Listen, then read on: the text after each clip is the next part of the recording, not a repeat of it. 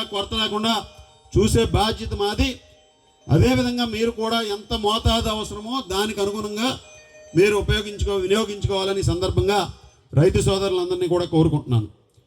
ఈరోజు మీరు అందరూ కూడా చూశారు, మనకి అన్ని విధాలుగాను కూడా గత ప్రభుత్వంలో ఇక్కడ స్థానికంగా శాసనసభ్యుడిగా చేశాడు, ధాన్యం మంత్రిగా చేసినటువంటి వ్యక్తి ఏ విధంగా రైతులను అవహేళన చేశాడో మీరు అందరూ కూడా చూశారు.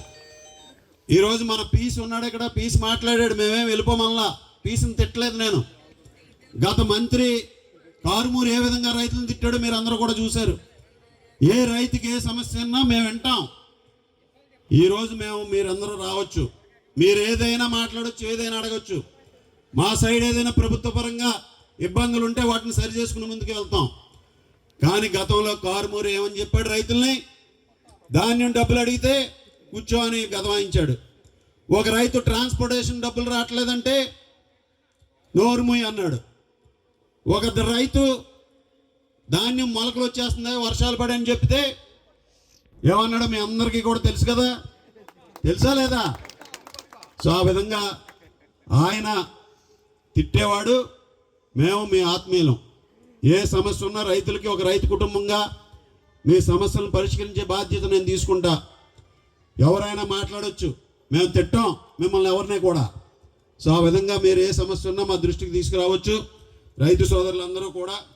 అలాగే మనకి దాల్వాకి సంబంధించి నీటి తీరువాకి సంబంధించి రేపు కలెక్టర్ మేడం గారు కూడా భీమవరంలో మీటింగ్ పెట్టారు. దానిలో కూడా మాట్లాడి మనకి ఎటువంటి ఇబ్బంది లేకుండా ప్రతి శివారు ఎకరాకి కూడా దాల్వాలో నీరు అందించే విధంగా ప్రణాళిక చేసుకుంటాం. దానికి కూడా మీరందరూ కూడా రైతులు ఒక సైకిల్ని కూడా కరెక్ట్గా పెట్టుకోవాల్సినటువంటి అవసరం ఉంది. ఖరీఫ్లో కొంచెం ముందస్తుగా మొదలు పెడతాం, కానీ అలాగే మనకి రబీ కూడా ముందస్తుగా వేసుకోవడం కానీ చేయాల్సినటువంటి అవసరం ఉంది. ఈరోజు దాదాపు 15 రోజుల నుంచి 20 రోజులు ఆలస్యంగా నడుస్తుంది సైకిల్. దానికి అనుగుణంగా రైతాంగం కూడా ముందుగా చేసి దాన్ని చేసుకోవాల్సినటువంటి అవసరం ఉంది. అలాగే ఈరోజు మనకి సొసైటీలకు కూడా సొసైటీ 3 మ్యాన్ కమిటీలు నియమించుకున్నాం. వారి ద్వారా అన్ని విషయాల్ని కూడా మీకు తెలియజేస్తూ ధాన్యం సేకరణ కూడా ఎక్కడ ఇబ్బంది లేకుండా చేస్తున్నాం. ఈరోజు మేడం గారికి నేను రిక్వెస్ట్ చేసేది ఏంటంటే, మనకు ముఖ్యంగా ఈరోజు ప్రభుత్వం యొక్క ప్రాధాన్యత రైతులందరికీ కూడా సాగునీరు అందించాలి. సాగునీటి ప్రాజెక్టులన్నీ కూడా పూర్తి స్థాయిలో అమలు చేయాలని చెప్పేసి, పూర్తి చేయాలని చెప్పేసి చంద్రబాబు నాయుడు గారు లక్ష్యంగా పెట్టుకున్నారు. ఈరోజు పోలవరం నిర్మాణం కూడా పూర్తి చేసుకుంటున్నాం. అప్పుడు చంద్రబాబు నాయుడు గారు 70% పూర్తి చేస్తే జగన్మోహన్ రెడ్డి కేవలం 6% మాత్రమే పూర్తి చేసి, ఈరోజు మరలా చంద్రబాబు నాయుడు గారి చేతుల మీదుగా పోలవరం ప్రాజెక్టు పూర్తి అయ్యి ఆంధ్రప్రదేశ్ రాష్ట్రాన్ని సస్యశ్యామలం చేస్తుంది. 2027 కల్లా పోలవరం ప్రాజెక్టుని మనందరికీ కూడా అందుబాటులోకి తీసుకురావడం జరుగుతుంది. ఈరోజు రాష్ట్రంలో అనేక ప్రాజెక్టులు కడుతున్నారు.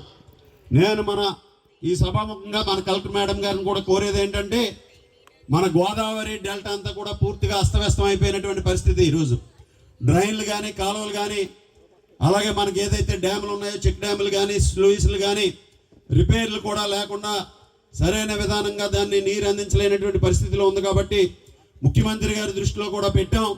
దాన్ని కలెక్టర్ మేడం గారు కూడా కలెక్టర్ సదస్సులో కూడా మన జిల్లాకు సంబంధించి డెల్టా ఆధునీకరణకి మనము ఈస్ట్ గోదావరి రెండు కలిసి చేసుకోవాల్సినటువంటి అవసరం ఉంది. దాన్ని కూడా పరిగణలోకి తీసుకుని మిగిలిన అధికారులతో కూడా మాట్లాడి దాని ప్రపోజల్స్ని కూడా ప్రభుత్వానికి పెడితే డెల్టా ఆధునీకరణ చేస్తే ఈ ప్రాంతం అంతా కూడా మరింత సస్యశ్యామలం అవుతుంది, అందరికీ కూడా ఉపయోగకరంగా ఉంటుందని సభాముఖంగా విజ్ఞప్తి చేస్తున్నాను. అలాగే మనకి ముఖ్యంగా రైతాంగానికి గతంలో నేను శాసనసభ్యునిగా ఉన్నప్పుడు రైతులందరికీ కూడా అప్పుడు జిల్లా కలెక్టర్ గారు మనకి టార్పాలిన్లు కూడా పెద్ద ఎత్తున ఇవ్వడం జరిగింది. ఈరోజు మరలా దానికి సంబంధించి మనకి బరకాలు కూడా మరలా మన రైతులందరికీ కూడా సబ్సిడీ మీద ఇచ్చే విధంగా ఈరోజు చర్యలు తీసుకోవాలని సభాముఖంగా కోరుతున్నాను. ముఖ్యంగా ఈరోజు టార్పాలిన్కి సంబంధించి మన జాయింట్ కలెక్టర్ గారు సొసైటీలకు ఇచ్చి సొసైటీల ద్వారా రైతులకి రెంట్కి ఇచ్చే విధంగా కూడా ఒక ప్రణాళిక రూపొందిస్తున్నారు. దాంతో పాటుగా రైతులకు కూడా సబ్సిడీ మీద ఈరోజు ధాన్యం సేకరణ చేసినటువంటి సొసైటీలు ఉన్నాయి, వారికి వచ్చినటువంటి కమిషన్ని ఈరోజు DCCBలో డిపాజిట్ చేపిస్తున్నారు. ఆ విధంగా కాకుండా టార్పాలిన్లు కొనిపించి కొంత సబ్సిడీ మీద రైతులకు కూడా అందిస్తే వారికి ఇంకా ఉపయోగకరంగా ఉంటుందని సభాముఖంగా తెలియజేసుకుంటూ కలెక్టర్ గారికి విజ్ఞప్తి చేస్తున్నాను. దానికి అలాగే ఇక్కడ మనకి పాలూరు గ్రామంలో పొంత రోడ్లు సమస్య తీసుకొచ్చారు. అలాగే కాలువగొట్లు, రోడ్ల అభివృద్ధి, వీటిని కూడా మనకి పొంత రోడ్లు అనేది గత ప్రభుత్వంలో పూర్తిగా నిర్లక్ష్యం చేశారు. మన ప్రభుత్వంలో వేశాం. ఈరోజు మరలా చంద్రబాబు నాయుడు గారిని, ముఖ్యమంత్రి గారిని కోరటం జరిగింది. మన అత్తిలే ఏఎంసీలో దాదాపు 15 కోట్ల రూపాయలు మనకి నిల్వ ఉంది. దాంట్లో కొంత ఒక 25% నిధులు ఇస్తే చాలా వరకు పొంత రోడ్లు పూర్తి అవుతాయని ముఖ్యమంత్రి గారిని కోరటం జరిగింది. కానీ మనందరం కూడా చూసాం, జగన్మోహన్ రెడ్డి ఆ డబ్బులు కూడా ఉంచలేదు. నెంబర్ కనపడుతుంది 15 కోట్లు నిల్వ ఉన్నట్టు, డబ్బులు ఎక్కడ ఉన్నాయో తెలదు. ఆ విధంగా మొత్తం అన్నీ కూడా వాడేసినటువంటి పరిస్థితి. ఈరోజు దాని మీద కూడా త్వరలో అందరం కూడా మాట్లాడి జిల్లా శాసనసభ్యులందరూ కూడా దాన్ని కూడా ఇవ్వడం జరుగుతుందని ఈ సందర్భంగా తెలియజేసుకుంటున్నాను. అలాగే ఇక్కడ మనకి ST community hall, SC community hall, BC community hall, గతంలో ఎస్సీ కమ్యూనిటీ హాల్స్కి కొంత నిధులు ఇచ్చాం. ఈరోజు BC community hall, ST community హాల్కి వాటికి కూడా తప్పనిసరిగా నిధులు ఇచ్చి వాటిని పూర్తి చేసే విధంగా కూడా కృషి చేస్తానని ఈ సందర్భంగా మీ అందరికీ కూడా తెలియజేసుకుంటున్నాను. దీంతో పాటుగా మీరు అందరూ కూడా ఒకటే ఆలోచన చేయాలి. ఈరోజు ప్రభుత్వం ఏదైతే హామీలు ఇచ్చామో ఎన్నికల ముందు ప్రతి ఇంటికి వచ్చాం. సూపర్ 6 మీకు కార్డులు ఇచ్చామమ్మా, కార్డులు ఉన్నాయా? బాబు గ్యారంటీ, భవిష్యత్ గ్యారంటీ, బాబు షూరిటీ కార్డులు ఇచ్చాం. ఇంటింటికి వచ్చాం. ఏ పథకాలు అమలు చేస్తామని చెప్పాం ఆ రోజు. ఆ పథకాలన్నీ కూడా ఈరోజు సంక్షేమాన్ని పెద్ద ఎత్తున అమలు చేస్తున్నాం. పెన్షన్లు పెంచారు, 4,000 రూపాయలు చేశారు. దివ్యాంగుల పెన్షన్ని 6,000 రూపాయల నుంచి 15,000 రూపాయల వరకు ఇస్తున్నారు. అలాగే ఈరోజు ముఖ్యంగా తల్లికి వందనంతో ఎంతమంది పిల్లలుంటే అంతమందికి 15,000 రూపాయలు ఇవ్వడం జరిగింది. ఈరోజు ప్రతి గ్రామంలో మన నియోజకవర్గంలో ఉన్నటువంటి పిల్లలందరికీ కూడా తల్లికి వందనాన్ని అందించడం జరిగింది. అలాగే అన్నదాత సుఖీభావ పథకాన్ని అమలు చేసాం.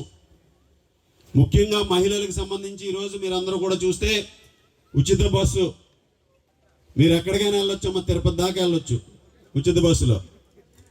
సో ఆ విధంగా ఉచిత బస్సు ఎక్కిన వాళ్ళు ఎంతమంది ఉన్నారు చేయొద్దండి. అలాగే 3 గ్యాస్ సిలిండర్లు మహిళల కంట్లో కన్నీళ్లు కనపడకూడదని 3 ఉచిత గ్యాస్ సిలిండర్లు ఇస్తుంది ప్రభుత్వం. ఈరోజు మీరు అందరూ కూడా చూశారు, 17 నెలల్లో మీకు ఏదైనా కరెంటు ఛార్జీలు పెరిగినాయా, ఏదైనా పన్నులు వేశారా, ఏదైనా ధరలు పెరిగినాయా? ఈరోజు మీరు అందరూ కూడా చూస్తే గత 2 నెలలకి ఇప్పటికీ కూడా నిత్యావసర వస్తువుల ధరలు కూడా తగ్గినాయి.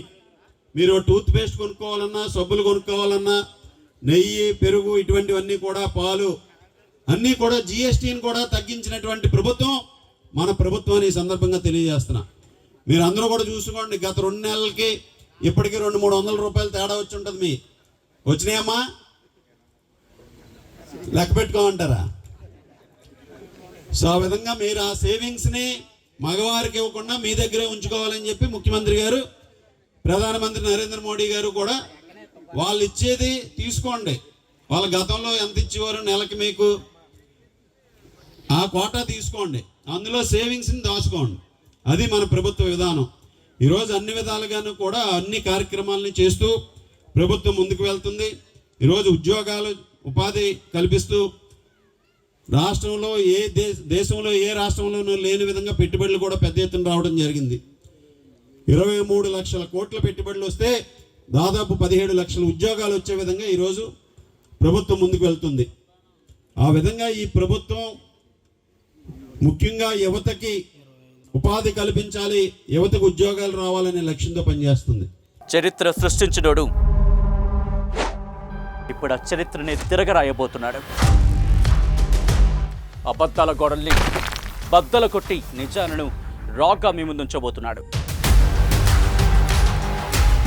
నిజమైన వార్తల కోసం వెంటనే డౌన్లోడ్ చేసుకోండి రా యాప్ని.